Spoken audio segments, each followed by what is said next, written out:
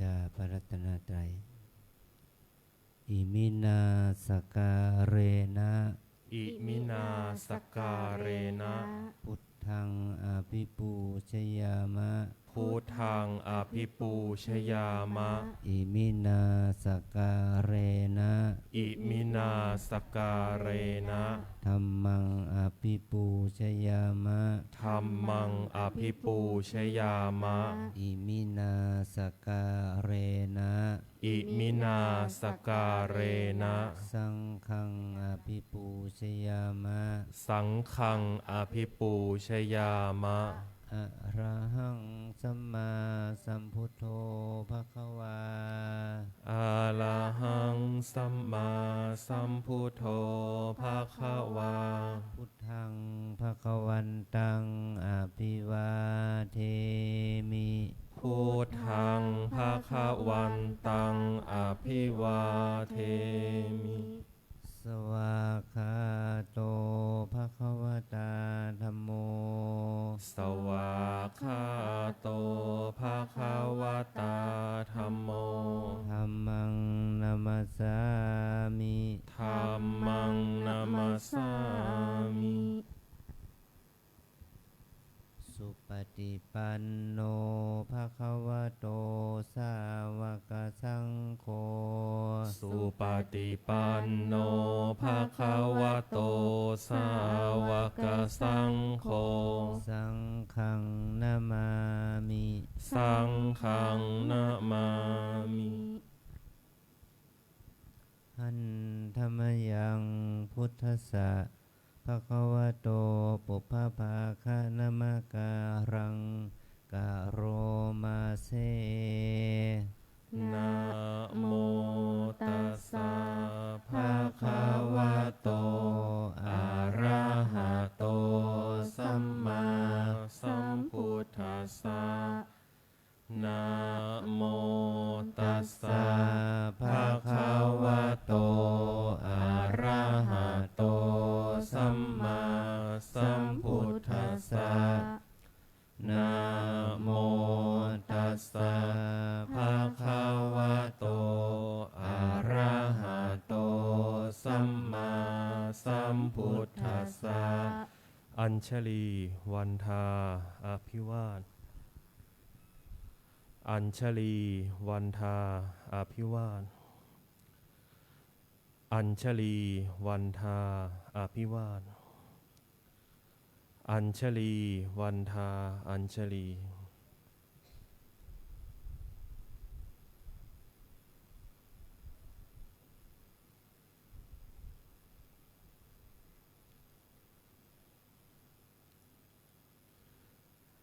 ขอนิมนต์พระภิกษุสงฆ์กราบพระอาจารย์เจ้าคุณพร้อมกันอัญชลีวันทาอภิวาทอัญชลีวันทาอภิวาทอัญชลีวันทาอภิวาทอัญชลีวันทาอัญชลีนิมนต์สามเณรเรียนเชิญคณะแม่ชีโยคีทุกท่านน้อมกราบท่านเจ้าคุณพระอาจารย์พร้อมกันค่ะอัญชลีวันทาอภิวาทอัญชลีวันทาอภิวาทอัญชลีวันทาอภิวาทอัญชลีวันทาอัญชลีนิมนต์พระให้ศีล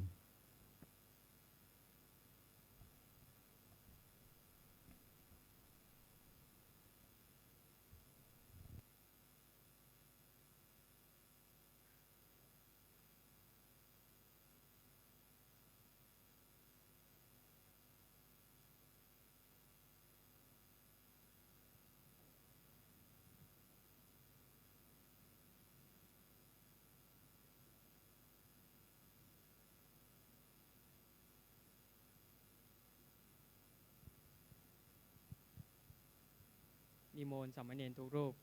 กราบพระอาจารย์พร้อมกล่าวอาราธนาศีลพร้อมกันนะครับอัญชลีวันทาอภิวาทอัญชลีวันทาอภิวาทอัญชลีวันทาอภิวาท อัญชลีวันทาอัญชลีมายามพันเตสรณะสีลังยาจาสีลังยาจามะ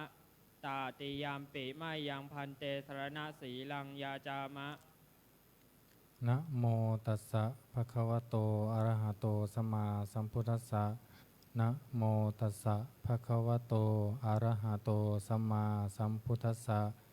นะโมตัสสะภะคะวะโตอะระหะโตสัมมาสัมพุทธัสสะนะโมตัสสะภะคะวะโตอะระหะโตสัมมาสัมพุทธัสสะนะโมตัสสะภะคะวะโตอะระหะโตสัมมาสัมพุทธัสสะนะโมตัสสะภะคะวะโตอะระหะโตสัมมาสัมพุทธัสสะยะมะหังวทามิตังวเทหิ อามะพันเต พุทธังสรณังคัจฉามิ พุทธังสรณังคัจฉามิ ธัมมังสรณังคัจฉามิ ธัมมังสรณังคัจฉามิ สังฆังสรณังคัจฉามิ สังฆังสรณังคัจฉามิ ทุติยัมปิพุทธังสรณังคัจฉามิ ทุติยามปิพุทธังสรณังคัจฉามิ ทุติยัมปิธัมมังสรณังคัจฉามิ ทุติยามปิธัมมังสรณังคัจฉามิ ทุติยัมปิสังฆังสรณังคัจฉามิ ทุติยามปิสังฆังสรณังคัจฉามิ ตติยัมปิพุทธังสรณังคัจฉามิ ตติยามปิพุทธังสรณังคัจฉามิ ตติยัมปิธัมมังสรณังคัจฉามิ ตติยามปิธัมมังสรณังคัจฉามิ ตติยัมปิสังฆังสรณังคัจฉามิ ตติยามปิสังฆังสรณังคัจฉามิ ติสรณคัมนังนิธิตัง อามะพันเต ปานาติปาตาเวรมณี ปานาติปาตาเวรมณี อทินนาทานาเวรมณี อาทินนาทานาเวรมณี อพรหมจริยาเวรมณี อาพรหมจาริยาเวรมณี มุสาวาทาเวรมณี มุสาวาทาเวรมณี สุราเมรยมัชฌะปมาทฐานาเวรมณี สุราเมรยมัชฌปมาทฐานาเวรมณี วิกาลโภชนาเวรมณี วิกาลโภชนาเวรมณี นัจจคีตวาทิตาวิสุกทัสนาเวรมณี นาจากคีตาวาทีตาวิสุกัททัสนาเวรมณี มาลาคันทะวิเลปนะธารณะมันดนาวิภูสนัฏฐานาเวรมณี มารากันทะวิเรปนาธารณะบันนะวิปุทัสสหานาเวรมณี อุจจาสยนะมหาสยนาเวรมณี อุจจาสยนะมหาสยนาเวรมณี ชาตะรูปารัชตะปฏิกหานาเวรมณี ชาตารูปาราชตะปฏิคหานาเวรมณี อิมานิทัสสะสิกขาปทานิสมาธิยามิ อิมานิทัสสะสิกขาปทานิสัมมาทิยามิ อิมานิทัสสะสิกขาปทานิสัมมาทิยามิ อิมานิทัสสะสิกขาปทานิสัมมาทิยามิ อัญชลีวันทาอภิวาทอัญชลีวันทาอภิวาทอัญชลีวันทาอภิวาทอัญชลีวันทาอัญชลี เรียนเชิญคณะแม่ชีโยคีทุกท่านนั่งคุกเข่าค่ะกราบพระสมทานศีลพร้อมกันค่ะอัญชลีวันทาอภิวาทอัญชลีวันทาอภิวาทอัญชลีวันทาอภิวาทอัญชลีวันทาอัญชลีมะยังพันเตติสระเนนะสหะอัฏฐศีลานิยาจามะทุติยัมปิมะยังพันเตติสระเนนะสหะอัฏฐศีลานิยาจามะตติยัมปิมะยังพันเตติสระเนนะสหะอัฏฐศีลานิยาจามะ นะโมตัสสะภะคะวะโตอะระหะโตสัมมาสัมพุทธัสสะนะโมตัสสะภะคะวะโตอะระหะโตสัมมาสัมพุทธัสสะนะโมตัสสะภะคะวะโตอะระหะโตสัมมาสัมพุทธัสสะ นะโมตัสสะภ ภะคะวะโตอะระหะโตสัมมาสัมพุทธัสสะนะโมตัสสะภะคะวะโตอะระหะโตสัมมาสัมพุทธัสสะนะโมตัสสะภะคะวะโตอะระหะโตสัมมาสัมพุทธัสสะ พุทธังสรณังคัจฉามิ พุทธังสรณังคัจฉามิ ธัมมังสรณังคัจฉามิ ธัมมังสรณังคัจฉามิ สังฆัง คัจฉามิ ทุติยัมปิพุทธังสรณังคัจฉามิ ทุติยัมปิพุทธังสรณังคัจฉามิ ทุติยัมปิธัมมังสรณังคัจฉามิ ทุติยัมปิธัมมังสรณังคัจฉามิ ทุติยัมปิสังฆังสรณังคัจฉามิ ทุติยัมปิสังฆังสรณังคัจฉามิ ตติยัมปิพุทธังสรณังคัจฉามิ ตติยัมปิพุทธังสรณังคัจฉามิ ตติยัมปิธัมมังสรณังคัจฉามิ ตติยัมปิธัมมังสรณังคัจฉามิ ตติยัมปิสังฆังสรณังคัจฉามิ ตติยัมปิสังฆังสรณังคัจฉามิ ติสรณะคมนังนิธิตัง อามะพันเต ปานาติปาตาเวระมะนีสิกขาปะทังสมาธิยามิ ปานาติปาตา เวรมณีสิกขาปะทังสมาธิยามิ อทินนาทานาเวระมะนีสิกขาปะทังสมาธิยามิ อทินนาทานา เวรมณีสิกขาปะทังสมาธิยามิ อพรหมจริยาเวระมะนีสิกขาปะทังสมาธิยามิ อพรหมจริยา เวรมณีสิกขาปะทังสมาธิยามิ มุสาวาทาเวระมะนีสิกขาปะทังสมาธิยามิ มุสาวาทา เวรมณีสิกขาปะทังสมาธิยามิ สุราเมระยะมัชฌะปมาทฐานาเวระมะนีสิกขาปะทังสมาธิยามิ สุราเมรยมัชฌะปมาทัฏฐานา เวรมณีสิกขาปะทังสมาธิยามิ วิกาละโภชนาเวระมะนีสิกขาปะทังสมาธิยามิ วิกาลโภชนา เวรมณีสิกขาปะทังสมาธิยามิ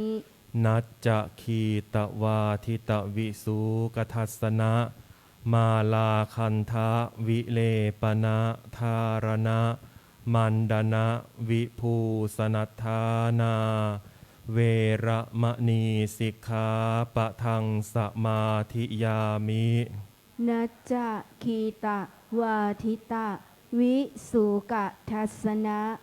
มาลาคันทะวิเลปนะธารณะมันดนะวิภูสนัทธานา เวระมณีสิกขาปะทังสมาธิยามิ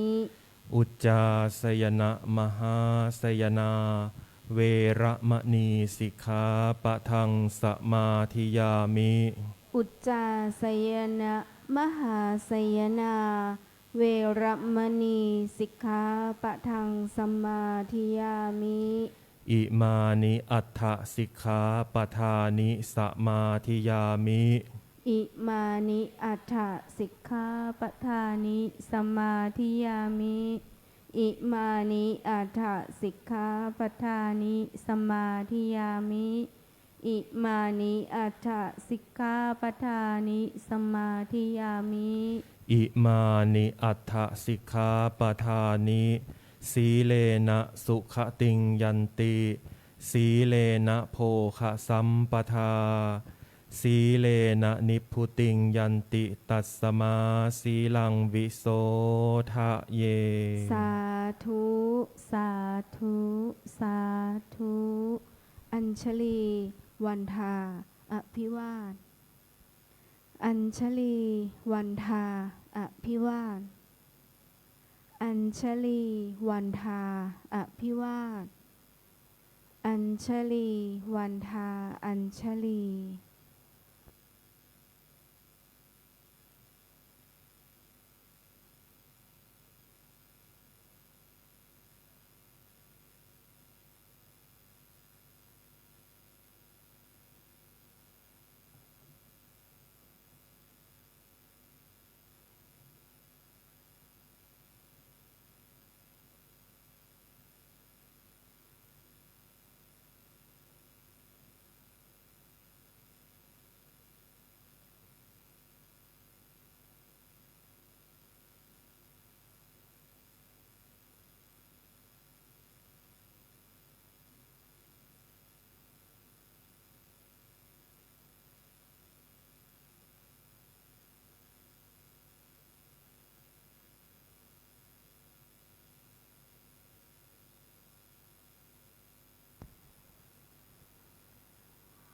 พระมาจะโลกา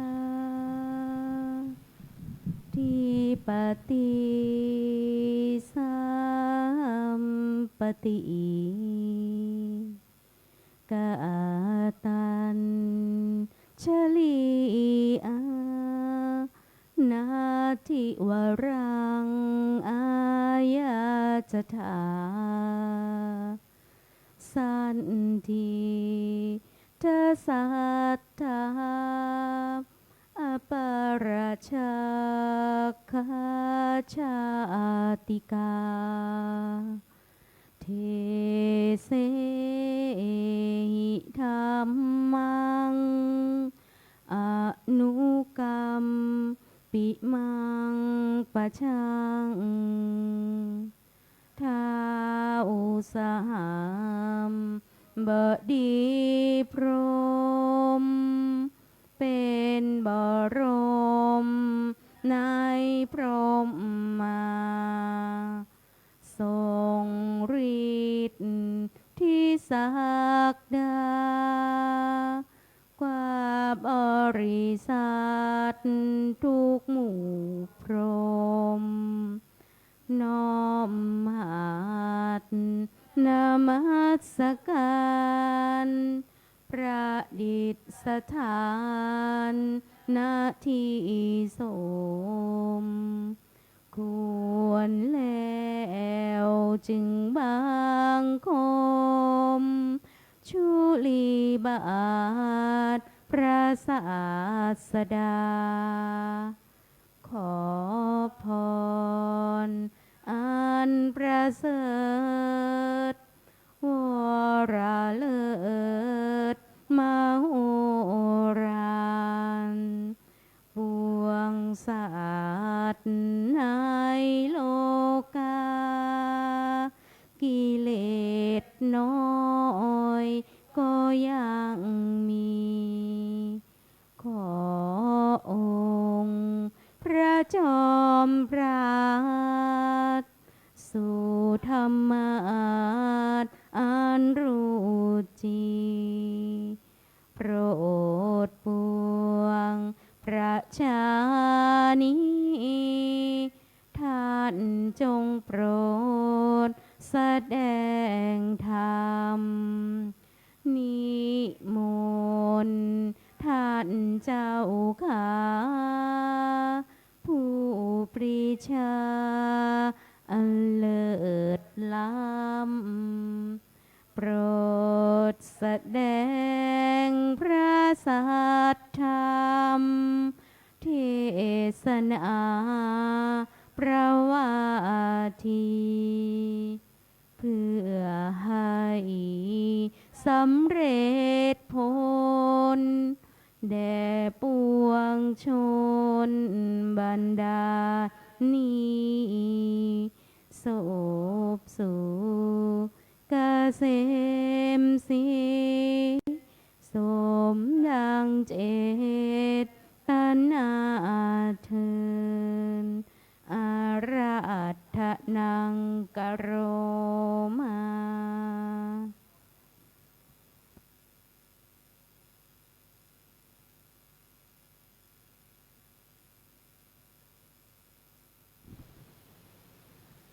วันนี้เป็นวัน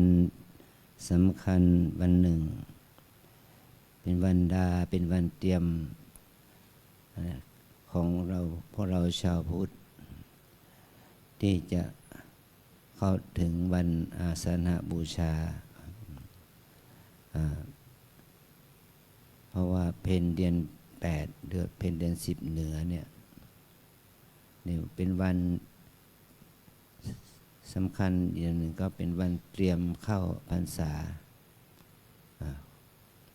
ของพระสงฆ์ญาติโยมก็เป็นวันที่จะตัดสินใจเลือกว่าเราจะไปทำบุญในพรรษาวัดไหนเลือกเดือนใน3 เดือนเนี่ยเราจะอธิษฐานจิตทำความดีเหมือนกับชาวบ้านที่เขาพูดว่างดเหล้าเข้าพรรษาแต่เมื่อเรานั้นได้ทำบุญเข้าวัดได้ทำบุญมาทั้งปีอาจารย์ขอเปลี่ยนคำคมคำว่างดเหล้าเข้าพรรษาใหม่ใช้คำว่าออกพรรษาค่อยงดเหล้าดีไหมออกพรรษามันแล้วก็งดกินเหล้าออกพรรษามันสามารถรักษาศีลได้9 เดือนแต่ถ้าเข้าพรรษางดเหล้าเนี่ยรักษาศีลแค่3 เดือนมันไม่คุ้มกับความเป็นชาวพุทธต้องงดเหล้าออกพรรษานี่เราเปรียบเทียบว่าการเข้าพรรษาเนี่ยเพราะว่าพระสงฆ์พระภิกษุสงฆ์นั้นจะต้องอธิษฐานจิตเข้าพรรษาอยู่ในที่ใดที่หนึ่งญาติโยมชาวบ้านได้เห็นพระและอยู่กับพระในพรรษาก็อยากจะทำบุญนะทานศีลภาวนาในวิธีการต่างๆจึงอธิษฐานจิตว่าตลอดพรรษาการนี้เราจะไม่ดื่มสุราไม่ดื่มเหล้าแต่มันก็ไม่คุ้มกับความที่เราเป็นพุทธศาสนิกชนที่ดีเราเอา9 เดือนดีกว่าเนาะหรือว่าเอาทั้งปีดีกว่านะมันจะทำให้เรานั้นได้ประโยชน์ของความเป็นพุทธศาสนิกชนนะในวันนี้ก็จะได้แสดงพระธรรมตามวาระเพราะว่าลูกศิษย์เขาจัดวาระให้แสดงธรรมทั้งวันโกนและวันพระพรุ่งนี้ก็จะแสดงธรรมตามสมควรแก่เหตุนะ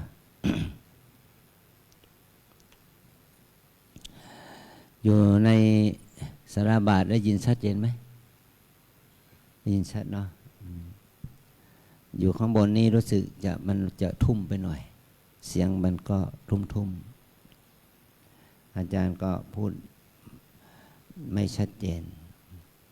เสียงค่อยไปหน่อยนะ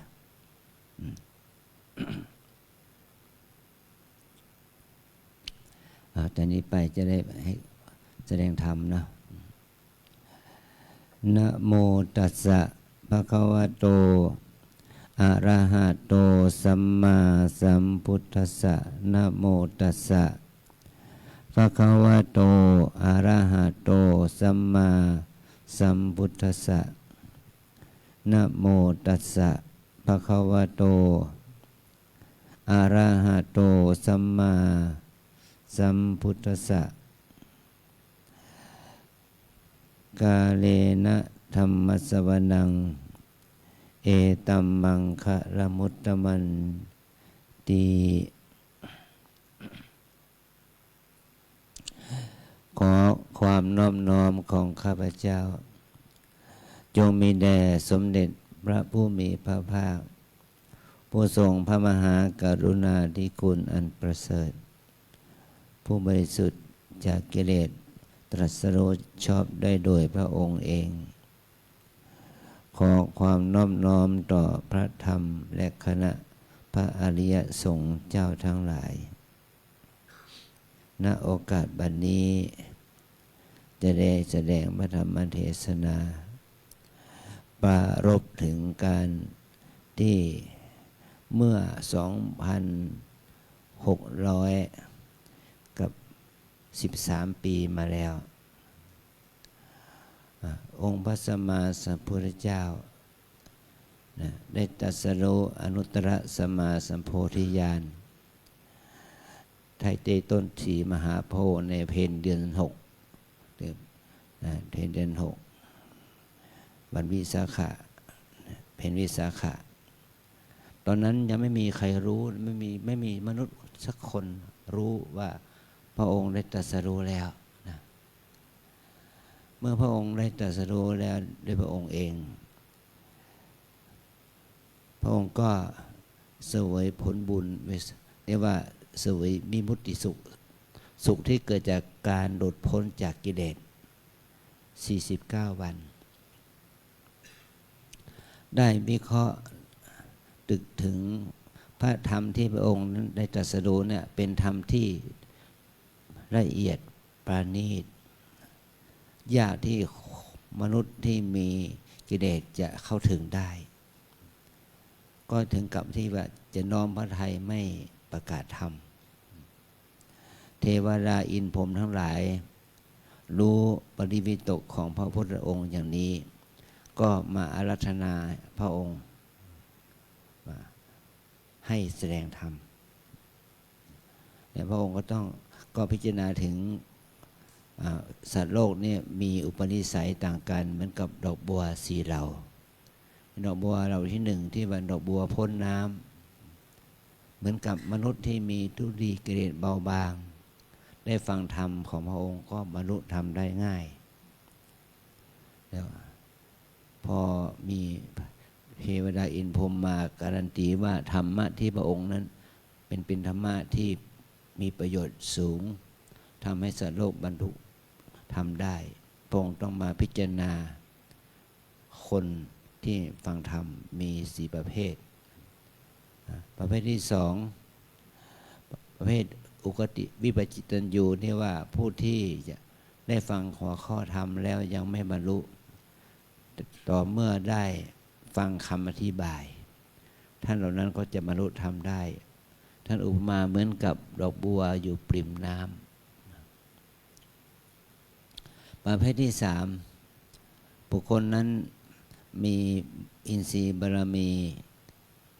อ่อนนะแต่มีโอกาสที่จะบรรลุธรรมได้ถ้าเขาเหล่านั้นได้คบหาบัณฑิต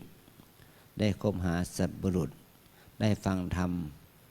ได้ข้อคิดที่ดีกับชีวิตและมีความเพียรในการปฏิบัติก็จะบรรลุธรรมไปตามเป็นตอนๆไปเป็นชั้นๆไปเหมือนกับว่าเป็นพระโสดาบันเป็นพระสกทาคามีอนาคามีพระอรหันต์ไปตามลำดับอย่างนี้นะ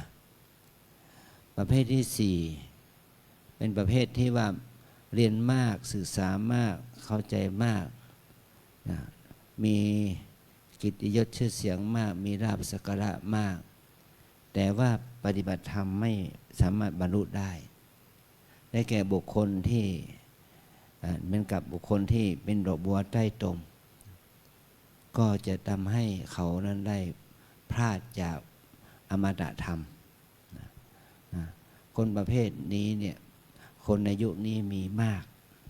เพราะว่าเทคนิควิธีการศึกษาธรรมเนี่ย ที่เข้าถึงธรรมเนี่ยมันมีน้อย คนก็หมกมุ่นอยู่กับกิเลสมากคำว่าคนนี่ไม่ใช่หมายถึงใครได้แก่มนุษย์ทุกคนไม่ใช่หมายถึงพระไม่ใช่หมายถึงอุบาสกอุบาสิกาเราทั้งนั้นทุกคนนะไม่ว่าเป็นเอเชียแขกฝรั่งอะไรก็เหมือนกันหมดนะโอกาสที่จะบรรลุธรรมนั้นได้ยากเพราะว่าอินทรีย์บุญกุศลอ่อนเมื่อพระองค์ได้พิจารณาถึงอุปนิสัยของสัตว์โลกมี3ประเภทที่จะเข้าถึงธรรมได้พระองค์จึงตกลงมาไทยจะเผยแพร่ธรรมแต่จากนั้นมาพระองค์ก็เสด็จออกจากพุทธคยาสถานที่พระองค์ได้เสวยมุติสุขนั้นเดินทางไปปะอิสิปตนะมฤคทายวันเมืองพาราณสีไปโปรดพระปัญจวัคคีย์ปัญจวัคคีย์คือใครคือชาวสากยะนะพราหมณ์ชาวสากยะได้ออกบวชตามพระองค์รอให้พระองค์ได้ตรัสรู้จะได้ฟังธรรมเป็นคนแรกแต่พอพระองค์หันมาบำเพ็ญบารมีความเพียรทางจิตพราหมณ์ฤาษี5 ท่านเนี่ยคือปัญจวัคคีย์ก็เห็นว่าทัศนคติมันไม่ตรงกันละทัศนะมันไม่ตรงกันละความคิดก็เห็นมันไม่ตรงกันความเชื่อไม่ตรงกันก็หมดความศรัทธาว่าวิธีการที่พระโพธิสัตว์เนี่ยที่เปลี่ยนวิธีการบำเพ็ญสมถธรรมเนี่ย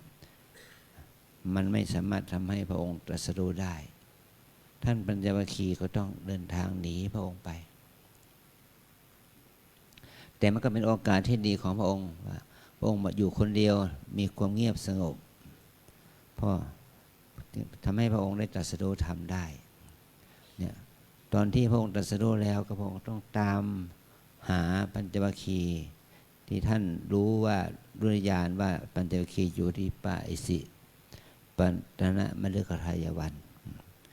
เดินทางไปหาปัญจวัคคีย์พระปัญจวัคคีย์เห็นพระองค์มาแต่ไกลก็บอกว่าเราจะไม่ลุกขึ้นรับจะที่นั่งที่ฉันน้ำให้พระองค์เฉยๆแต่พอพระองค์เข้ามาใกล้พระปัญจวัคคีย์ก็ด้วยอุปนิสัยที่เคยชินก็ลุกขึ้นรับพระองค์ทั้ง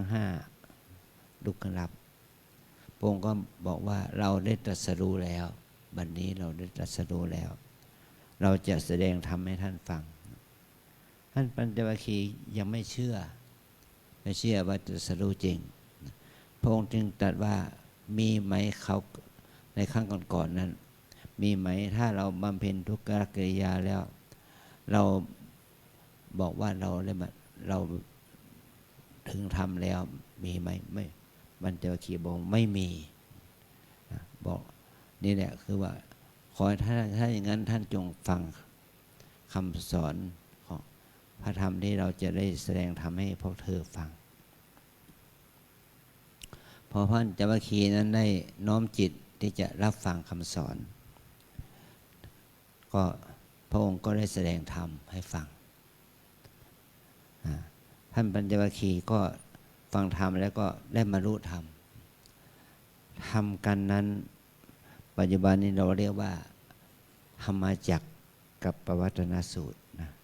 สูตรว่าด้วยจักรคือธรรมที่หมุนไปจักรคือมันหมุนธรรมะที่หมุนไป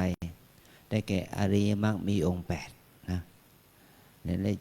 กอริยสัจ4และอริยมรรคมีองค์8เหมือนกับว่าเป็นธรรมที่พระองค์แสดงธรรมจักรเนี่ยก็พระองค์ทรงแสดงธรรมว่าเรื่องของทิฏฐิคนในยุคสมัยอินเดียมีอยู่2ทิฏฐิ2ความเห็นนะทิฏฐิประเภทที่1ก็มีความเห็นเกี่ยวกับเรื่องวิถีดำเนินชีวิตของโลกที่เป็นไปเพื่อให้มีความคิดเห็นว่าชีวิตเป็นอมตะเรียกว่า เรียกพวกสัสตทิฏฐิประกอบด้วยความวิถีชีวิตที่หมกมุ่นอยู่ในกามคุณอารมณ์เป็นพวกสัสตทิฏฐิมีความเห็นว่าชีวิตและอัตภาพเนี่ยเป็นของเที่ยงเป็นของเที่ยงเขาทั้งหลายเหล่านั้นก็มีทัศนะมีมุมมองมีทิฏฐินะมีความเชื่อเรื่องเกี่ยวกับกัมมสุขานิการนุโยคแปลว่าขบวนการนี้ประกอบด้วยความคิดความเห็นว่าชีวิตนี้เป็นของที่ตกอยู่ในกฎของกามคุณเรียกว่าโลกแห่งวัตถุเรียกว่าบริโภคนิยมก็ได้นะเป็นพวกบริโภคนิยมก็มีมาจนถึงทุกวันนี้นะพวกที่วิถีชีวิตบริโภคนิยมก็ในระบบเศรษฐกิจระบบสังคมระบบการสื่อสารระบบอะไรอย่างเนี้ยมันก็ต้องกระตุ้นให้คนบริโภคมนุษย์ของเราก็พัฒนาการเรื่องสิ่งใดๆก็พัฒนาการไปเพื่อการบริโภคก็เรียกว่ากระแสบริโภคนิยมสูงอย่างที่พวกเราอยู่เนี่ยไม่ว่าอะไรก็ตามแต่เครื่องจักรเครื่องยนต์เครื่องมือสื่อสารระบบอุตสาหกรรมการระบบการอาหารการกินเครื่องนุ่งห่มทุกสิ่งทุกอย่างก็ต้องมีเงื่อนไขที่ถูกกำหนดด้วยในทุนนะทุนนิยมพวกทุนนิยมพวกบริโภคนิยมมันก็มีนะนี่แหละโลกมันอยู่กับทุนพวกทุนนิยมเพราะเราก็ต้องตกเป็นเบื้องล่างของทุนนิยมเราเป็นผู้บริโภคนิยมบริโภคอย่างเดียวนะก็เราก็วัดกันที่ GDP มีเท่าไหร่ได้เท่าไหร่เนี่ยมันก็วัดกันที่นี่นะพวกทุนนิยมบริโภคนิยมเนี่ยมันยังอยู่ในโลกนี้ครอบงำโลกนี้รวมไปถึงว่าการที่สอนกันด้วยความคิดความเห็นทางศาสนาปรัชญาเกี่ยวกับเรื่องของอัตตาทิฏฐิที่เป็นของเที่ยงมีอัตมันมีปรมัตตมันมีทัศนคติว่าชีวิตนี้เป็นของยั่งยืนเป็นของเที่ยงนะเนี่ยอันประเภทที่สองมีทัศนคติแบบอุเฉททิฏฐิอุเฉททิฏฐิมีความเห็นมีทัศนคติเกี่ยวกับความสูญว่าชีวิตเรานี่เกิดแค่ชาติเดียวเกิดในแค่ชาติเดียวเท่านั้นไม่มีชาติที่สองนะบาปบุญไม่มีอยู่จริงภพหน้าไม่มีอยู่จริงก็สอนกันอย่างนี้ยกตัวอย่างไปกับพวกลัทธิแม่นก็ว่าแม่นกับลัทธิสังคมนิยมคาร์ลมาร์กซ์หรือคอมมิวนิสต์มันก็สอนกันแค่ชาติเดียวแต่ลัทธิคาร์ลมาร์กซ์ของมันก็ยังเป็นสอนในเรื่องบริโภคนิยมเหมือนกันนะแต่เขาสอนเกี่ยวกับเรื่องของการให้ทุกคนเสมอภาคกันแต่มันทำไม่ได้เนาะแม้แต่ลัทธิสังคมนิยมแบบคอมมิวนิสต์อย่างเข้มข้นมันก็ทำไม่สำเร็จมันก็อาศัยเรื่องของการบริโภคทางอุตสาหกรรมน้อยใหญ่เนี่ยก็ยังอยู่ในกระแสวงจรของสังคมนิยมวัตถุนิยมอยู่เหมือนเดิมแต่ถ้าสังคมโดยทั้งรวมก็คือว่าไม่เชื่อโลกหน้าโลกหน้ามันขาดศูนย์ไม่เชื่อถึงการบรรลุมรรคผลนิพพานเนาะไม่เชื่อถึงการที่จะมีชีวิตอยู่ได้ไม่มีคำว่านรกสวรรค์ไม่มีมนุษย์ไม่มีคำว่ามนุษย์สวรรค์มีแค่โลกนี้เท่านั้นอย่างนี้นะอันนี้เป็นกระแสแห่งคนที่ปฏิเสธบุญปฏิเสธบาป แค่อาศัยกฎแห่งระเบียบศีลธรรมทั่วๆไปเท่านั้นนี่นะแล้วก็ทำให้โลกในยุคนั้นเนี่ยมันก็มีทัศนคติว่าเป็นของศูนย์นะพระพุทธองค์ก็ทรงแสดงเรียกว่าความสุดโต่งสองประการนี้ให้แก่ท่านปัญจวัคคีย์ฟังถ้าปัญจวัคคีย์ได้ฟังสองทัศนะนี้แล้วก็พระองค์ก็ได้เสนอทัศนะใหม่ทัศนะที่เราเรียกว่ามัชฌิมาปฏิปทาสัมมาทิฏฐิสัมมามัค8ประการว่าอาถังคิกมัค8ประการเนี่ยพระองค์ก็เสนอแนวทางเลือกแนวทางที่ 1ก็เป็นกรรมบริโภคนิยมวัตถุนิยมแนวทางที่ 2ก็เป็นพวกจิตตนิยมเอาความสุขในชาตินี้ก็จบกันและแนวทางที่ 3พระองค์ก็ทรงเสนอมัชฌิมาปฏิปทาทางสายกลางเนี่ยเมื่อพระองค์ทรงชี้ให้เห็นทางสายกลางเนี่ยพระองค์ให้เรารู้ถึงว่าทางสายกลางนี้จะทำให้เราพ้นทุกข์ได้ด้วยอาศัยการปฏิบัติตามทางสายกลางทางสายกลางนี่ก็ที่เรามาปฏิบัติกันนี้นะทางพระภิกษุสามเณรแม่ชีโยคีก็มาปฏิบัติธรรมในทางสายกลางนี้ทางสายกลางก็คือทางที่ประกอบด้วยมรรคมีองค์8มรรคทางเดียวเนี่ยทางสายเนี่ยมีองค์ประกอบ8ประการประการที่ 1ก็คือสัมมาทิฏฐิมีปัญญาเห็นชอบมีปัญญาเห็นชอบว่าอะไรเห็นชอบว่าความจริงในโลกนี้มี4อย่างคือว่านี้คือทุกข์นี่คือเหตุแห่งทุกข์นี่คือความดับทุกข์นี่คือข้อปฏิบัติเพื่อให้ถึงความดับทุกข์มี4ประการเราเรียกอริยสัจ4ทุกข์สมุทัยนิโรธมรรคนั่นแหละทุกข์คืออะไรคือรูปนามขันธ์5กายใจของเราทุกคนเนี่ยนี่คือทุกข์พระองค์ไม่ใช่ว่าเราทุกข์เขาทุกข์นะไม่ใช่มนุษย์เทวดาทุกข์แต่พระองค์สอนว่าทุกข์คือขันธ์5ที่มีความเกิดแก่เจ็บตายเหตุแห่งทุกข์คืออะไรก็คือตัณหาราคะที่เกิดขึ้นในใจคนใดก็ตามแต่เป็นอมายสัตว์มนุษย์เทวดาอินทร์พรหมก็ตามแต่นั่นแหละคือเหตุแห่งทุกข์นี่คือความดับทุกข์ก็คือต้องดับกิเลสตัณหาราคะดับโลภะโทสะโมหะนี่แหละเนี่ยคือความดับทุกข์ดับเหตุให้เกิดทุกข์และเราจะดับทุกข์ดับเหตุแห่งทุกข์นั้นได้อย่างไรก็เราต้องเจริญปัญญาให้มีปัญญาเห็นชอบนี่แหละมีสมาธิให้มีปัญญาเห็นชอบเมื่อเราเจริญปัญญาแล้วก็มีความคิดต้องคิดชอบเลยดำริชอบเลยสัมมาสังกัปปะดำริคิดชอบตรึกชอบตรึกเห็นให้เราคิดให้เราตรึกถึงโทษของกามโทษของความพยาบาทโทษของความเบียดเบียน3ประการนี้นะถ้าเราตรึกดีก็คือว่าเราจะต้องตรึกในการที่เห็นโทษของกามแล้วก็เนคขมะแล้วก็เห็นคุณของเมตตา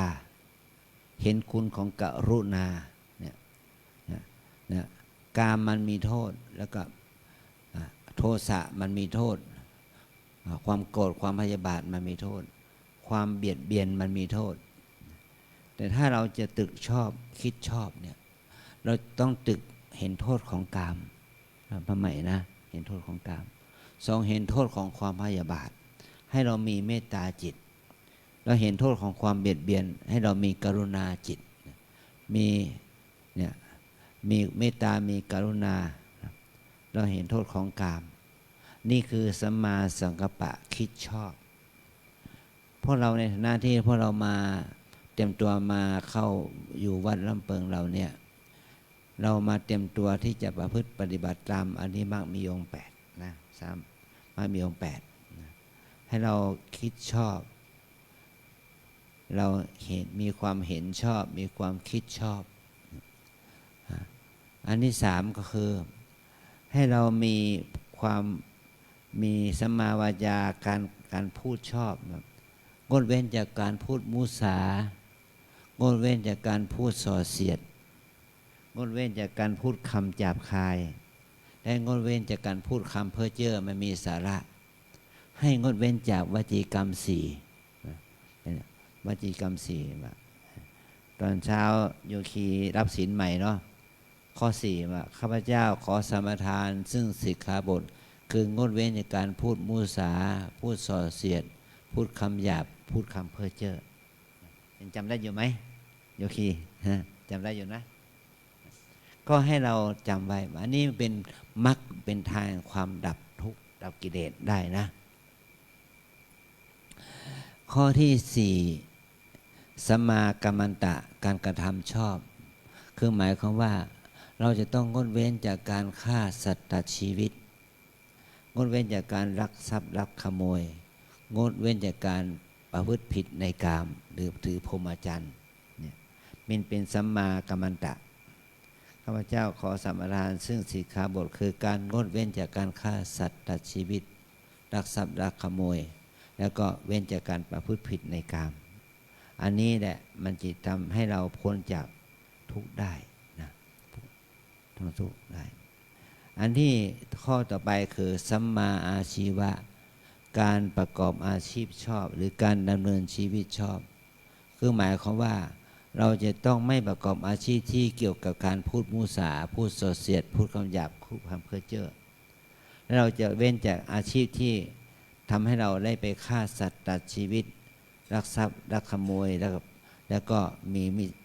มาประพฤติผิดในกามอย่างนี้นะอาชีพที่เกี่ยวกับอบายมุข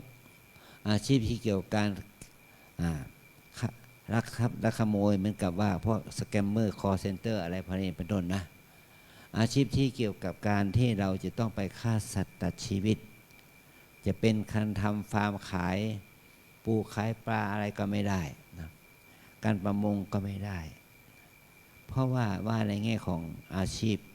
ที่เป็นสมาอาชีวะก็ถือว่าเราจะต้องเว้นจากอาชีพเหล่านี้นะนี่เพราะเรียกว่าสัมมาอาชีวะการดำเนินชีวิตการประกอบอาชีพชอบนะแล้วก็สัมมาวายามะมีความเพียรชอบด้วยหมายความว่าเมื่อเรามาปฏิบัติอย่างนี้นะเราต้องมีความเพียรชอบมีความเพียรที่จะฝึกจิตให้อยู่กับปัจจุบันนะเราจะเห็นว่าเรานั่งสมาธิภาวนาเนี่ยใจเราจะวอกแวกฟุ้งซ่านคิดถึงเรื่องอกุศลกิเลสเรื่องเก่าเรื่องหลังนะถามว่าโยคีจิตใจเป็นยังไงบ้างคิดถึงเรื่องแต่อดีตอันนี้แหละถือว่ามีความเพียรไม่ชอบแล้วนะถ้าเราคิดถึงเรื่องที่เป็นปัจจุบันขณะนี้เดี๋ยวนี้นั่นแหละเป็นความเพียรชอบนะถ้าเราจะมีความเพียรละกิเลสก็หมายความว่าให้เรารู้ตัวเองว่าใจของเราอยู่กับปัจจุบันนี่เขาเป็นสัมมาวายามะความเพียรชอบเหมือนกับว่าเราจะต้องทำบุญดูตลอดเวลาบุญที่เราจะต้องทำเนี่ยต้องทำอยู่ตลอดเวลาการเห็นก็ให้มันเป็นบุญคือมีสติในการเห็นการได้ยินก็ให้มันเป็นบุญให้มีสติกับการได้ยินการได้กินได้สัมผัสก็ให้มันเป็นบุญเพราะการเมื่อเราได้กินได้รสได้สัมผัสก็ทำให้เรามีสติการตรึกคิดถึงเรื่องใดก็ตามแต่ก็ให้ตรึกคิดนึกถึงเรื่องดีๆเป็นสัมมาทัศนะเป็นสัมมาวายามะเพียรชอบเพียรระวังไม่ให้อกุศลเกิดและเพียรให้กุศลจิตเกิดขึ้นอันนี้เป็นสัมมาวายามะเพียรชอบแล้วก็ข้อที่7คือสัมมาสติการที่เรามาปฏิบัติธรรมที่วัดลำเปิงเนี่ยก็มาให้เราฝึกสัมมาสตินะฝึกให้เรามีสติระลึกชอบการระลึกในทางที่ไม่ดีก็เป็นมิจฉาสติการระลึกในทางที่ดีก็เป็นสัมมาสติแม้แต่เรานั่งอยู่ที่นี่เราก็คิดในทางที่ดีระลึกขึ้นมาในทางที่ดีถ้าเราคิดไปในทางที่ไม่ดี ให้มีสติระลึกว่าคิดหนอฟุ้งหนอนะถ้าระลึกในทางที่ดีก็ทำให้เรามีจิตมั่นคงมีสติมีสมาธิขึ้นปรากฏเราจะรู้จักตัวเองให้ดีขึ้นว่าเราฟุ้งซ่านเราคิดนึกในทางที่ดีไม่ดี อันนี้ก็เป็นสัมมาสตินะระลึกเป็นในไปในกายระลึกเป็นไปในเวทนาระลึกเป็นไปในจิตในธรรมเนี่ยเดี๋ยวนี้ก็ต้องอธิบายยาวหน่อยนะอธิบายมากหน่อยถึงจะเข้าใจกันเนาะนะถ้าโยคีมาปฏิบัติเนี่ย3 วันโยคีก็บอกมากพอแล้วแต่โยคีอย่าลืมว่าคนที่มา5 วันยังมากกว่าเรานะถ้าคนมา5 วันเราบอกว่ามากแล้วได้รวมตรงระลึกไว้เสมอว่าคนมา7 วันก็ยังมากกว่าที่คนมา7 วันก็มากแล้วบอกว่ามากแล้ว7 วันก็คนมา10 วันก็ยังมากกว่าเรานะถ้าคนมา10 วันก็บอกว่ามากแล้วเป็น1/3ของเดือนเราก็ให้นึกถึงไว้ว่าคนที่มา20 วัน1 เดือนก็มากกว่าเราเห็นที่คนที่มา1 เดือนก็บอกว่าฉันปฏิบัติมามากแล้ว1 เดือนพอแล้วคนที่ปฏิบัติ3 เดือนแล้วก็ยังมากกว่าเรานะ3 ปี30 ปี50 ปี60 ปีเขายังปฏิบัติทำกันได้นั่นแหละให้เรานึกถึงว่าเราต้องมีสติมากให้มากกับการภาวนาแม้แต่พระสัมมาสัมพุทธเจ้าพระอรหันต์เจ้าทั้งหลายพระองค์ยังต้องดำรงชีวิตด้วยสติเป็นไปในชีวิตประจำวันเนี่ยตราบเท่าที่พระองค์ปรินิพพานเมื่อพระองค์ปรินิพพานนั่นแหละมันจึงถึงว่าพอแล้วสำหรับการภาวนาแต่ถ้าพระองค์ยังมีชีวิตอยู่แม้จะเป็นพระอรหันต์เวลาของพระองค์ก็ต้องของพระอรหันต์ทั้งหลายก็ต้องภาวนาเมื่อพระองค์นิพพานไปแล้วพระอรหันต์ดับขันธ์นิพพานมาแล้วนั่นแหละเป็นเวลาสิ้นสุดของการภาวนาของบัณฑิตของพระอรหันต์เจ้าทั้งหลายนะให้เรามีสติต่อเนื่องกันไปเมื่อเรามีสติแล้วก็ทำให้จิตเรามั่นคงขึ้นมีสมาธิมันก็เกิดสมาธิที่ไม่เป็นไปเพื่อความละราคะโทสะโมหะเราเรียกอนุมานว่าเป็นมิจฉาสมาธิถ้าสมาธิที่เป็นไปเพื่อการละราคะโทสะโมหะเราอนุมานเลยว่าเป็นสัมมาสมาธิเป็นกรรมสมาธิของพระอรหันต์เนี่ยเป็นสัมมาสมาธิสมบูรณ์แบบ 100%ถ้าบุคคลที่เป็นพระอนาคามีพระสักอนาคามีพระโสดาบันก็เป็นสัมมาสมาธิแต่มันไม่ถึง 100%มีเป็นสัมมาสมาธิเพียงแค่ 75% 50% 20% แค่นี้นะแต่ถ้าบุคคลธรรมดาละชาวพุทธเราธรรมดาคนที่เป็นคนดีเป็นธรรมดาละก็มีสมาธิแต่สมาธินั้นไม่เป็นสัมมาสมาธิเหมือนกับพระโสดาบันมีแค่ 10% 5% แค่นั้นหรือว่า 5% 3% แค่นั้นที่จะเป็นสัมมาสมาธิถ้าเป็นสัมมาสมาธินั้นจะเป็นเหตุให้บุคคลนั้นรู้เห็นตามเป็นจริงมีสัมมาสมาธิเพื่อให้รู้เห็นตามเป็นจริงว่าชีวิตเนี่ยเป็นของไม่เที่ยงเป็นทุกข์เป็นอนัตตาเนี่ยเพราะเราเนี่ยเจริญสมาธิแค่ไหนก็ยังมีอัตตามีตัวตนอยู่เป็นของเราเป็นตัวตนของเราเป็นสมาธิของเราเราชอบเราอยากจะได้เราอยากจะเข้าถึงสวรรค์และพรหมโลกอย่างนี้นะมันก็ไม่เป็นสัมมาสมาธิที่เป็นองค์มรรคนะขอให้เราได้รู้ว่ามัชฌิมาปฏิปทาทางสายกลางที่ประกอบด้วยองค์8ประการนี้พระองค์ได้ทรงเป็นผู้เปิดเผยว่ามรรคนี้เป็นครั้งแรกแล้วเมื่อพระองค์ทรงเปิดเผยมรรคมีองค์8เป็นครั้งแรกผลก็คือทำให้พระโกณฑัญญะได้บรรลุธรรมเป็นพระโสดาบันว่าพระโกณฑัญญะได้รู้ว่ายังกินจิสมุทัยธรรมัง สัพพันตังนิโรธธรรมังสิ่งใดเกิดขึ้นสิ่งใดสิ่งหนึ่งมีความเกิดขึ้นเป็นธรรมดาสิ่งนั้นทั้งหมดก็ย่อมดับไปเป็นธรรมดาอันนี้คือพระโกณัญญะได้รู้ธรรมเรียกว่าได้ดวงตาเห็นธรรมอย่างนี้นะท่านไม่ได้คิดเอาแต่ว่าเข้าถึงใจของพระองค์ของท่านจริงๆเมื่อท่านโกณัญญะมีธรรมเข้าถึงใจเข้าถึงเห็นแจ้งในอริยสัจตามเป็นจริงก็ท่านก็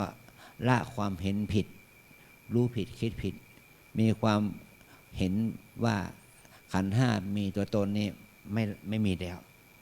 พระโสดาบันเนี่ยขันธ์ห้าของท่านก็เป็นแค่ขันธ์ห้าธรรมดาแต่ไม่ใช่ขันธ์ห้ามีตัวตนอันนี้จึงเป็นเหตุให้พระโกณัญญะได้บรรลุธรรมเป็นพระโสดาบันอย่างนี้ท่านโกณัญญะได้บรรลุธรรมแล้วก็ท่านก็มีความศรัทธาเริ่อมใสแล้วขอบวชในกับพระพุทธเจ้าขอดำเนินตามทางดำเนินตามรอยทางของพระพุทธเจ้าเนี่ยขอบวชนี่แหละเป็นวันที่พระพุทธเจ้าตรัสถึงว่าเป็นวันที่พระรัตนตรัยครบ3มีพระพุทธเจ้าอุบัตินะพระองค์ก็อุบัติเพราะรู้เห็นพระองค์เห็นแจ้งในอริยสัจสี่นี่แหละพระธรรมก็อุบัติพระธรรมอุบัติในพระทัยของพระพุทธเจ้านะแต่พระพุทธเจ้าเนี่ยยังไม่ใช่เป็นพระสัมมาสัมพุทโธนะต่อเมื่อพระพุทธเจ้านั้นเอาธรรมนั้นแหละมาสอนท่านปัญจวัคคีย์ทำให้ท่านปัญจวัคคีย์นั้นบรรลุธรรมให้พระโสดาบันนั้นบรรลุธรรมนั่นแหละพระองค์ก็กลายเป็นพระสัมมาสัมพุทธเจ้าอรหังสัมมาสัมพุทโธภควาสัมมาสัมพุทโธพูดตรัสรู้ชอบได้โดยพระองค์เองและสอนคนอื่นบรรลุธรรมตามด้วยเนี่ยสัมมาสัมพุทโธนะนี่คือเป็นวันที่พระรัตนตรัยอุบัติหมายความว่ามีพระสงฆ์มีผู้รู้ตามพระพุทธเจ้าอุบัติเพียงคนเดียวนะมีพระโสดาบันเพียงคนเดียวแล้วหลังจากนั้นพระองค์ก็สอนพระปัญจวัคคีย์ที่เหลือพระบัพปะภัตติยะมหานามะอาสชิได้บรรลุธรรมเป็นพระโสดาบันตามระดับแล้วก็ได้ขอบวชและพระองค์จึงทรงแสดงธรรมพระสูตรที่2เรียกว่าอนัตตลักขณสูตรว่าเรื่องของขันธ์ห้าเป็นอนัตตาขันธ์ห้าเป็นอนัตตานี่แหละจึงทำให้มีพระอรหันต์เกิดขึ้นในโลก6 องค์มีพระพุทธเจ้า1 องค์แล้วก็มีพระปัญจวัคคีย์อีก5เป็น6ในวันในหลังจากที่พระองค์ได้แสดงธรรมจักรนั้นไปอีกไม่ถึง 4-5 วันเนาะแล้วพระปัญจวัคคีย์ได้เป็นพระโสดาบันเป็นเบื้องต้นแล้วก็พระองค์แสดงอนัตตลักขณสูตรทำให้พระปัญจวัคคีย์ได้เป็นพระอรหันต์นะอันนี้คือความดีงามที่เราได้เสียสละเวลาของเรานะมานั่งอดทนหลังขดหลังแข็งเป็นหรือเปล่าเจ็บหลังเจ็บเอวเจ็บแข้งเจ็บขาอยู่เนี่ยแล้วเรายังไม่บรรลุเป็นพระโสดาบันเลยนะหรือว่าบรรลุ เนี่ยเพราะว่าเราอินทรีย์ของเรายังอ่อนเราไม่ใช่อุคติตัญญูเป็นผู้ฟังธรรมแล้วบรรลุเป็นพระอรหันต์เราไม่ใช่เป็นพระวิปิติตัญญูเป็นผู้ฟังหัวข้อธรรมแล้วบรรลุเป็นพระอรหันต์แต่ถ้าเราจะเป็นก็เป็นประเภทเนยยะได้ฟังธรรมให้มากสนใจให้มากศึกษาให้มากปฏิบัติให้มากแล้วจากสักวันหนึ่งเราจะได้บรรลุธรรมเป็นพระโสดาบันสักการะคามีพระอนาคามีหรือพระอรหันต์ตามฐานะของเราอันนี้ถือว่าเป็นเป้าหมายของ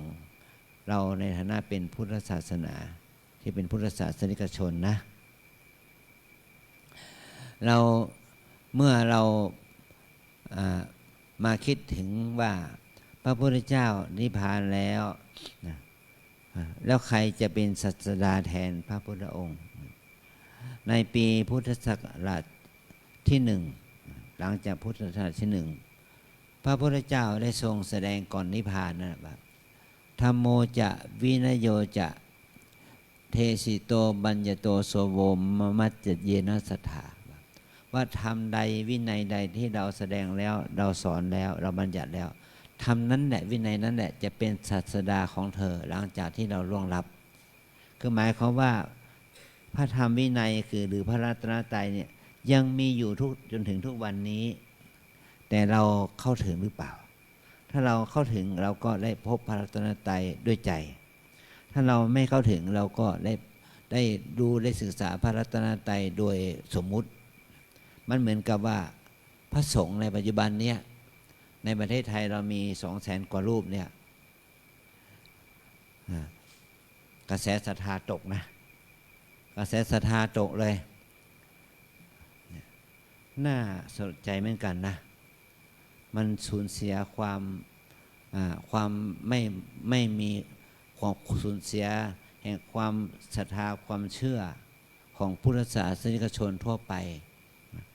แต่เราจะต้องไม่สูญเสียพระรัตนตรัยเราให้เรารู้ว่าพระรัตนตรัยมีอยู่จริงพระสงฆ์ทั่วไปที่ปฏิบัติดีปฏิบัติชอบก็มีอยู่จริงแล้วก็มีผู้ที่ปฏิบัติไม่ดีไม่ชอบมันก็มีอยู่จริงนะมีอยู่จริง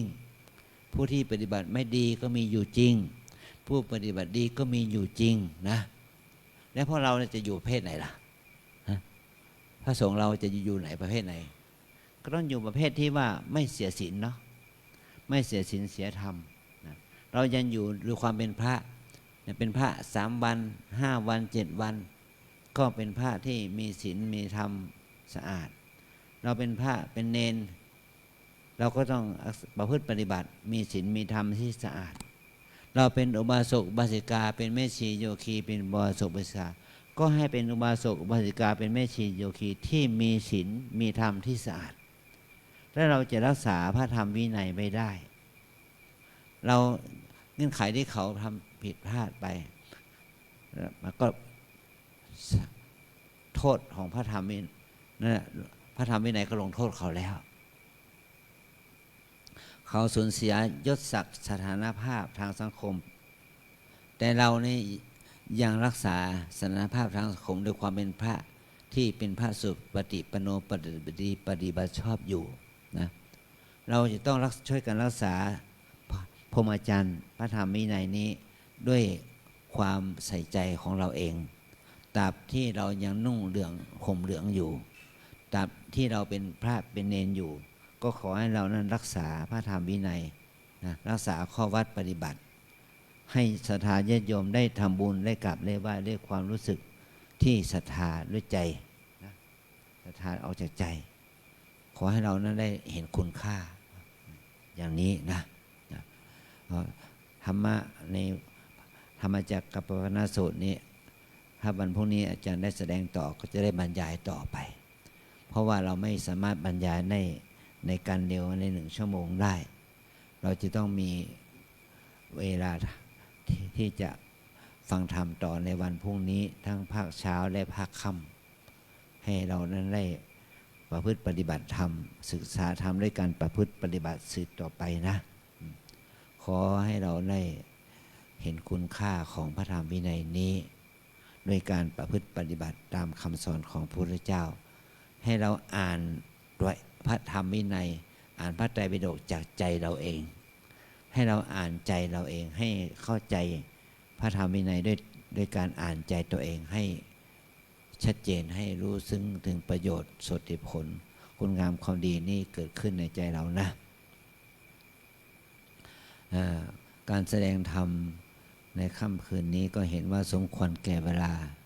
จึงขอสมมุติยุติลงคงไว้แต่เพียงเท่านี้เอวังก็มีด้วยประการราชนี้หันธรรมยังสาธุกรังกโรมาเซสาธุสาธุสาธุอหังพุทธันจะธัมมันจะสังฆันจะสรณังคตาอุปาสิกตังเทเสสิงภิกขุสังคัสสะสัมมุขขาเอตังเมสรณังเขมังเอตังสรณมุตตมังเอตังสรณมาคัมมะสัพพทุกขาปมุญเจเรยะถาพลังเจเรยาหังสัมมาสัมพุทธัสสาสนังทุ ทุกขนิสรณเสวะภาคีนิสะอนาคเตกายเยนะวาจายะวเจตสาวาพุทเทกุกัมมังปะกะตังมะยายังพุทโธปฏิคันหะตุอจจยันตังกาลันตะเรสังวริตุงวะพุทเทกรากาเยนะวาจายะวเจตสาวา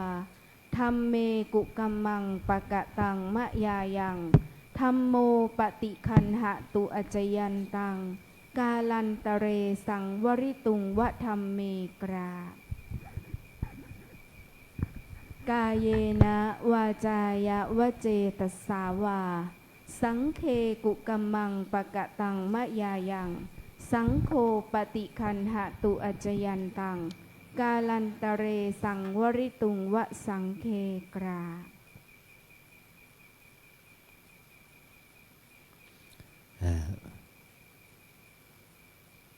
วันโกนนี้วันเรามีกิจกรรมพิเศษที่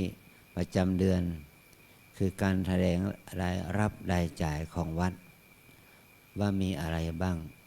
ให้ศรัทธาสาธุชนญาติโยมที่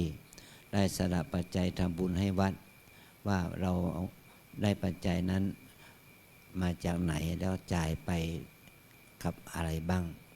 ให้พวกเราได้รับฟังด้วยตัว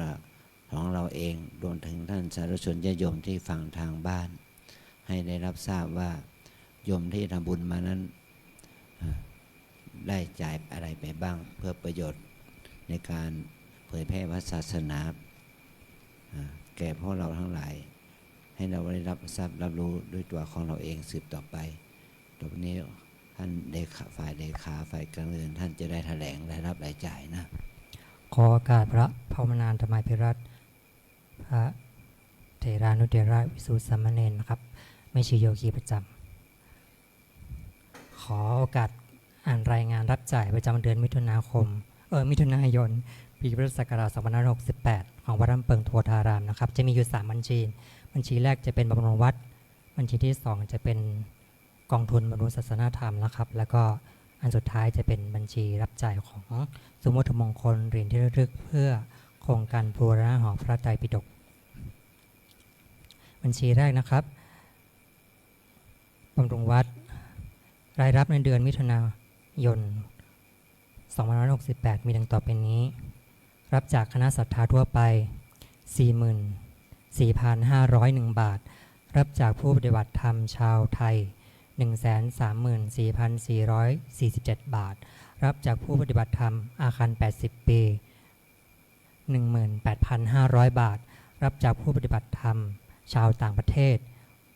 69,411 บาทบูชาผ้าไตรและอัฐบริขาร 27,200 บาทบำรุงพระพุทธในพิธีอุปสมบทลาสิกขา 3,400 บาทเปิดตู้ทำบุญค่าซักผ้า 5,597 บาทตู้ดอกไม้เวียนเทียน 3,350 บาทดอกไม้ในพิธีอุปสมบทลาสิกขา 1,900 บาทตู้บริจาคบนวิหารศาลาชวนภาวนาและสำนักงานวัด 17,358 บาทรับจากซุ้มบูชาชุดสังฆทาน 13,300 บาทเปิดตู้บริจาคค่าน้ำดื่ม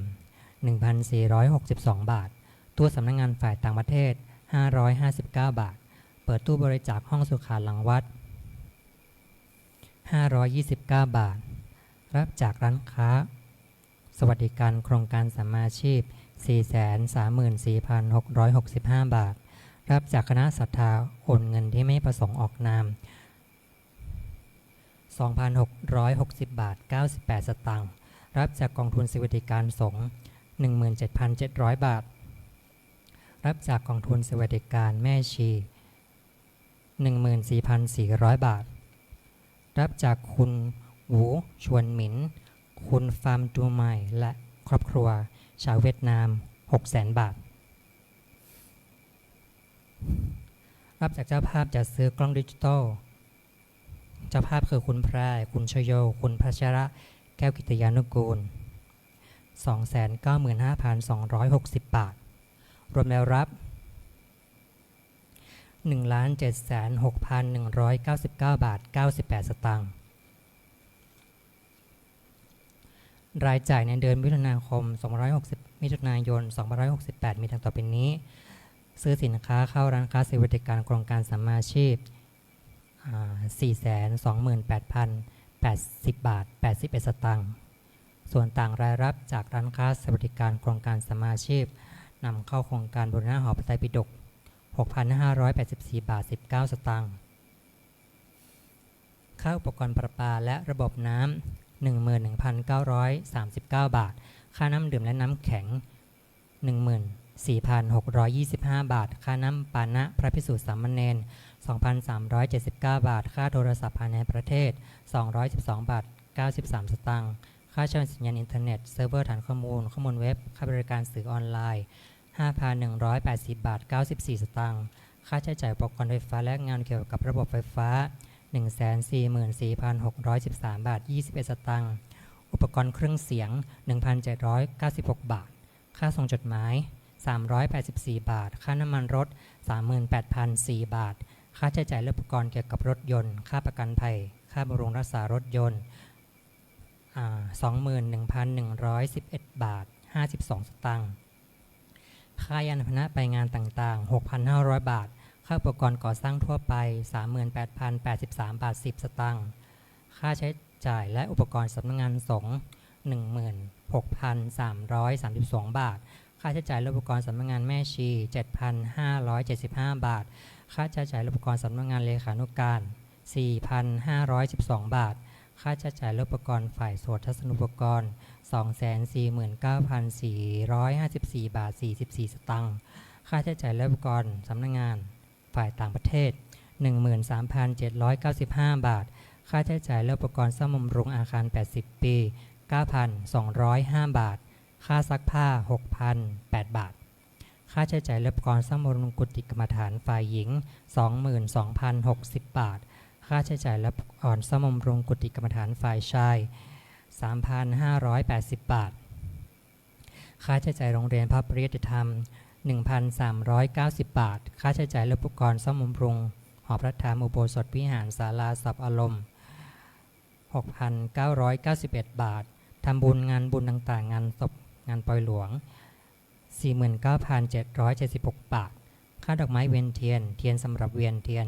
780 บาทค่าดอกไม้งานอุปสมบทลาสิกขา 2,192 บาทค่าดอกไม้งานพิธีต่างๆพวงมาลัยและอุปกรณ์ตกแต่ง 5,120 บาทค่าอุปกรณ์ตรวจโควิด 3,000 บาทค่าอุปกรณ์และน้ำยาทำความสะอาดทั่วไป 1,868 บาทค่าจ้างคนขับรถ3คนคนงาน1คน 40,000 บาททำบุญกันพระปาฏิโมกข์ 4,000 บาทค่าขนขยะมูลฝอย 2,500 บาทค่าถุงดำใส่ขยะมูลฝอย 3,780 บาทค่ากำจัดสิ่งปฏิกูล 1,800 บาทค่าป้ายไวนิล 690 บาทค่าใช้จ่ายที่ธรณีสงฆ์อำเภอแม่แตง 3,000 บาทค่าใช้จ่ายปรับปรุงภูมิทัศน์ 390 บาทค่าใช้จ่ายที่ธรณีสงฆ์อำเภอเถิน 24,500 บาทค่าใช้จ่ายซุ้มวัตถุมงคล 500 บาทค่าไม้อุปกรณ์งานไม้ 2,320 บาทค่าแรงช่างไม้งานไม้ซ่อมแซมภายในวัดและสำนักสาขาของวัดร่ำเปิง 30,000 บาทค่าแรงช่างสีและช่างก่อสร้างซ่อมแซมภายในวัดและสำนักสาขาของวัดร่ำเปิง 60,000 บาทรวมรายจ่าย 1,296,612 บาท 14 สตางค์สรุปยอดเงินคงเหลือยกมาจากเดือนพฤษภาคม 2568 3,378,493 บาท 99 สตางค์บวกรายรับเดือนมิถุนายน 1,706,199 บาท 98 สตางค์รวมรายรับทั้งหมด 5,84,693 บาท 97 สตางค์หักรายจ่ายในเดือนมิถุนายน 1,296,612 บาท 14 สตางค์ยอดเงินคงเหลือ 3,788,081 บาทกับอีก83 สตางค์นะครับสรุปรายรับจะมากกว่ารายจ่ายอยู่ที่ 49,580 87 บาทกับอีก 84 สตางค์ครับต่อไปจะเป็นบัญชีที่ 2 บัญชีกองทุนบำรุงศาสนธรรมครับประจำเดือนมิถุนายน2568นะครับรายรับ 1. รับจากเจ้าภาพทำบุญค่าอาหาร 451,435 บาทรับจากเจ้าภาพทำบุญน้ำปานะ 36,100 บาทรับจากผู้ปฏิบัติธรรมชาวต่างประเทศ 27,764 บาทรับจากเจ้าภาพทำบุญกองทุนบำรุงศาสนธรรม 4,709 บาทรับจากเจ้าภาพทำบุญค่าไฟฟ้า 23,720 บาทรวมรายรับ 543,746 บาทรายจ่าย 1. ค่าอาหารน้ำปานะผู้ปฏิบัติธรรม 481,522 บาทค่าเครื่องปรุงในโรงครัว 21,197 บาทค่าแก๊สถุงต้ม 16,870 บาทค่าอุปกรณ์ในโรงครัว 9,097 บาท 9,079 บาทค่าไฟฟ้า 2,1,255 บาท 14 สตางค์ค่าน้ำประปา 2,794 บาท 63 สตางค์ค่าจ้างคนงานครัว 39,000 บาทรวมรายจ่าย 771,717 บาท 77 สตางค์ครับสรุปยอดเงินคงเหลือยกมาจากเดือนพฤษภาคม 3,462,657 บาท 75 สตางค์บวกรายรับเดือนมิถุนายน 543,746 บาทรวมรายรับทั้งสิ้น 4,6,403 บาท 75 สตางค์หักรายจ่าย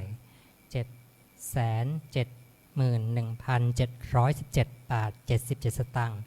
ยอดเงินคงเหลือ 3,235,485 บาท 98 สตางค์นะครับเดือนนี้รายจ่ายจะมากกว่ารายรับอยู่ที่ 227,971 บาท 77 สตางค์สำหรับบัญชีนี้นะครับและอันสุดท้ายบัญชีรับจ่ายบัญชีสมวัตถุมงคลเหรียญที่ระลึกเพื่อโครงการบูรณะหอพระไตรปิฎกประจำเดือนมิถุนายนนะครับรายรับ 1. รับจากเจ้าภาพบูชาเหรียญที่ระลึก 13,294 บาทรับจากเจ้าภาพบูชาวัตถุมงคล 3,600 บาทรับจากเจ้าภาพบูชาเหรียญพระเจ้าสัวบุญภาวนา 3,000 บาทรับจากตู้บริจาคเดือนมิถุนายน 3,109 บาทรับจากตู้รับถวายสังฆทานสำนักงานสงฆ์ 22,719 บาทรับจากตู้บริจาคพระศิวลี 9,654 บาทรับจากตู้บริจาคทำบุญกระเบื้อง 34,455 บาทรับจากพันตำรวจโทหญิงขวัญตาชุ่มเย็นดีคุณอลิสานิ่มวรพันธ์ 5,000 บาทรับจากผู้ปฏิบัติธรรมชาวต่างประเทศ 41,664 บาทรับจากส่วนต่างรายรับร้านค้าโครงการสวัสดิการร้านค้าสวัสดิการโครงการสมาชีพอีก 6,584 บาท 19 สตางค์รวมไปรับ 143,061 บาท 19 สตางค์รายจ่าย 1. ค่ากระเบื้องมุงหลังคางวด 2 จำนวน 12,150 แผ่น 157,950 บาทค่ากระเบื้องมุงหลังคางวด 3 และงวดที่ 4 จำนวน 23,760 แผ่น 38,880 บาทค่าแรงช่างปั้นลาดน้ำสันจั่วหลังคาความยาว88 เมตร 32,560 บาทค่าแรงทำสีพื้นสีทองหน้าบานหลังคาช่อฟ้าใบราคาชุดที่ 7 งวดที่ 3 50,000 บาทค่าแรงทำสีพื้นสีทองหน้าบานหลังคาช่อฟ้าใบราคาชุดที่ 7 งวดที่ 4 อีก 50,000 บาท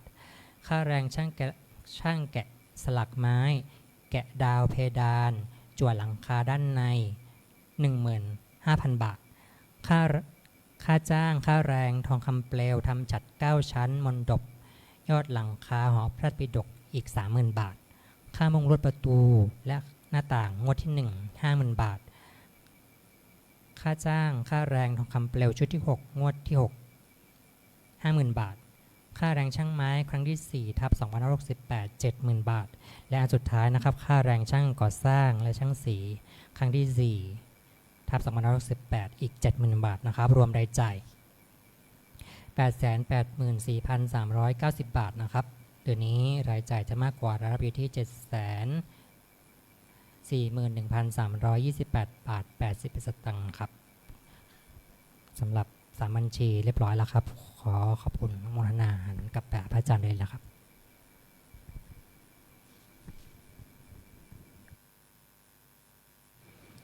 แล้วขออภัยที่พวกเราต้องอดทนฟังตัวเลขเพราะว่าเราพยายามที่จะแถลงรายรับรายจ่ายให้พระสงฆ์องค์เณรศรัทธาญาติโยมและก็โยคีทั้งหลายได้ฟังกันทุกเดือนว่าผลกับการที่เราได้ทำกิจกรรมทำบุญนี้ได้รับการอุปถัมภ์จากศรัทธาญาติโยมกี่มากน้อยเนี่ยมันมีบัญชีบำรุงวัดนะเนี่ยเป็นบัญชีหนึ่งที่เป็นบัญชีที่ญาติโยมทำบุญเพื่อบำรุงวัดก็มีผู้มาทำบุญเดือนมิถุนายนเนี่ยได้1,700,000 กว่าบาท1,700,000นี่มีใครมาทำบุญก็มีลูกศิษย์ชาวเวียดนามได้ทำบุญเพื่อบูรณะกุฏิ600,000 บาทแล้วก็ทำโครงการสัมมาชีพหรือร้านค้าเนี่ยเรามีเอามาเข้าวัดทุกบาททุกสตางค์434,000 บาทนะแล้วก็โยคีชาวไทยเราที่บำรุงวัดไม่เกี่ยวกับค่าอาหารนะบำรุงวัด134,000 กว่าบาทแต่ชาวต่างประเทศนี่เราแบ่งออกเป็น3 ก้อนเอาเงินของชาวต่างประเทศที่บำรุงวัดเนี่ยแบ่งเป็น3 ก้อนก้อนที่1ก็เอามาบำรุงวัดทั่วๆไปได้69,000แล้วก้อนที่2บำรุงค่าอาหารก้อนที่3เอาบำรุงบูรณะหอพระไตรปิฎกแม้ปัจจัยที่ชาวต่างชาติทำบุญกับเรานี่แบ่งเป็น3 ส่วนนี่อย่างนี้นะเนี่ยค่าที่ได้รับ1,700,000นะรายจ่ายเดือนนี้ก็1,296,000 บาทเป็นรายจ่ายนะบัญชีบำรุงวัดเดือนมิถุนายนนี้เหมือนกับว่าได้กำไรขึ้นมาหน่อย400,000 กว่าบาทนะที่แท้เขาฝากไว้เอาไปบูรณะพระกุฏิ600,000 บาทเป็นเงินฝากไว้เพราะลูกศิษย์ชาวเวียดนามเอามาให้เราเพื่อบูรณะกุฏินะส่วนที่2บัญชีที่2คือบัญชีบำรุงค่าอาหารค่าไฟฟ้าค่าน้ำค่าไฟนะมีบัญชีที่2คือชื่อว่าบัญชีบำรุงศาสนธรรมเนี่ยญาติโยมทำบุญเข้าสู่ค่าน้ำค่าไฟค่าอาหารนี่มีจำนวน 540,000 บาทแต่รายจ่ายมีจำนวน 770,000 กว่าบาทนะครับว่ามันเปลืองอะไรมันเปลืองนักหนามันเปลืองค่าไฟเราที่ญาติโยมเจาะจงบำรุงค่าไฟฟ้ามีแค่ 23,000แต่ค่าไฟฟ้าของเราเนี่ยค่าน้ำค่าไฟของเรามีถึง 200,000 กว่าบาทนะ200,000 กว่าบาทมันเปลืองค่าไฟเราเก็บค่าไฟค่าน้ำก็โยมไม่ได้นะเราต้องอาศัยค่าอาหารมาช่วยนะมาช่วยก็เดือนนี้คือเดือนมิถุนายนเนี่ยรายรับมีน้อยกว่ารายจ่ายรายรับ 540,000 รายจ่าย 770,000 มันก็รายจ่ายมากกว่ารายรับ 220,000 นะแล้วก็ จะได้แถลงรายรับรายจ่ายเกี่ยวกับบูรณะปฏิสังขรณ์หอพระไตรปิฎกมีโยมทำบุญมาตลอดทั้งเดือนเนี่ยได้140,000 บาทแต่ได้จ่ายเป็นค่ากระเบื้องค่าช่างค่างานค่าช่างทองค่าช่าง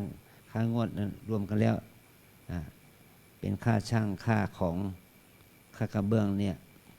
ถึง880,000เรารับแค่140,000จ่ายไป880,000มันก็เกินตัวไปหน่อยเนาะได้จ่ายมากกว่าได้รับก็740,000ปัจจุบันนี้เรามีทุนสำรองบูรณะปฏิสังขรณ์หอพระไตรปิฎกนี้957,000 บาทนะแล้ววันพรุ่งนี้เราจะได้ทอดพระป่าบุญบำรุงหอพระไตรปิฎกเนี่ยพรุ่งนี้ตอนเย็นก็จะได้ประมาณสัก 4-5 แสนในวันนี้คณะศิษย์ของพระเดชพระคุณหลวงพ่อพระพรหมเสนาบดีได้ทำบุญกับพระป่าให้เราบูรณะหอพระไตรปิฎกนี่อีก 100,000 บาทนะ100,000 บาทแล้วก็รวมแล้วก็คงเกือบประมาณสัก 5-6 แสนบาทนะอาจารย์ก็ทำบุญเหมือนกันนะทำบุญ 50,000 บาทเนี่ย50,000 กว่าบาทก็ทำนะแต่มันก็รายจ่ายมันก็มากหน่อยเนาะอันนี้ก็เป็นผลของการดำเนินกิจกรรมงบดุลรายเดือนเนาะงบดุลเป็นเดือนไปมันก็ถ้าเอา3 บัญชีรวมกันแล้วก็มันก็ติดเลขแดงอยู่นะเลขแดงวันพรุ่งนี้เราจะยกฉัตรขึ้นบนหอพระไตรปิฎกเจ้าภาพฉัตรก็คือคณะลูกหลานของคุณพ่อพีระคุณแม่กรฉัตรแก้วกิติยานุกูลจะเป็นเจ้าภาพฉัตรนะจะยกฉัตรเราช่วยกันยกฉัตรเนาะยกฉัตรแล้วก็ญาติโยมจะทำบุญเป็นค่ากระเบื้องก็มีนะมีที่เราชื่อเราเขียนชื่อยกขึ้นบุญที่สูงเลยก็แผ่นละ20 บาทนั่นแหละนะเดือนหนึ่งก็ได้ 3-4 หมื่นบาทต่อเดือนนะเป็นค่ากระเบื้องที่โยมทำบุญมา3 จุดได้ 3-4 หมื่นกว่าบาทเนี่ยข้อว่าเราถือว่าเราทำความดีนี้เพื่อประโยชน์แก่พวกเรานะเด็กเพื่อประโยชน์พวกเราให้หอพระไตรปิฎกเป็นที่ประดิษฐานพระธรรมและเป็นที่ภาวนาของพวกเราทั้งใต้ดินบนดินให้เราใช้เป็นประโยชน์นะก็ประโยชน์สุทธิผลนี่ก็ตกแก่พวกเราทุกคนนะขออนุโมทนากับพวกเรานะ